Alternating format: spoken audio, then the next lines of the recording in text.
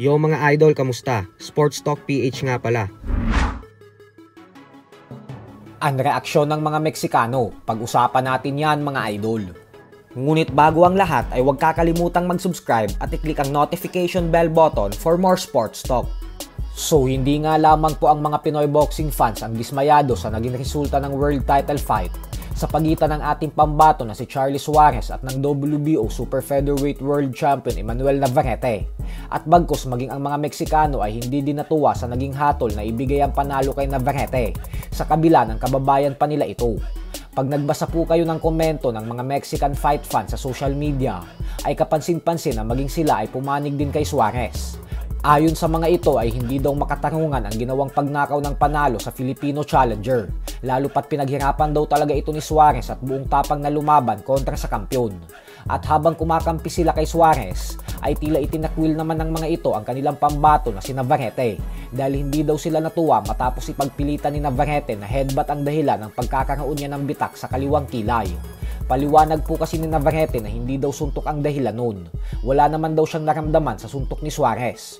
Mukha lang umanong suntok ang dahilan pero headbutt daw talaga ito at alam niya daw sa sarili niya ito. Subalit kung titingnan natin ng mabuti sa replay ay maliwanag talaga na lumabas ang dugo at bitak magmula nang dumikit ang gloves ni Suarez. Giit naman ang mga Meksikano na hindi daw ito makatarungan para sa ating pambato at na hindi daw sila tumatanggap ng panalo sa hindi malinis at patas na paraan.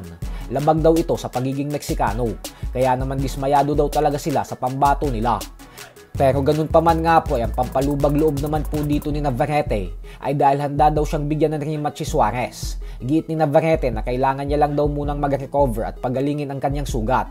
At pagkatapos umano nito ay papalag na daw agad siya kay Suarez, lalo pat isang napakagandang laban daw ang pwede nilang ibigay sa mga fight fans.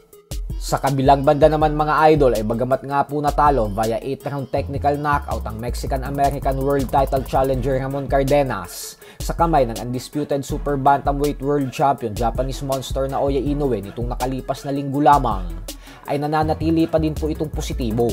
Dahil matapos niyang pabagsakin si Inoue sa second round ng kanilang laban, ay napagtanto niya umano na kaya niya pala talagang makipagsabayan sa mga bigating top pound for pound fighters ng boxing.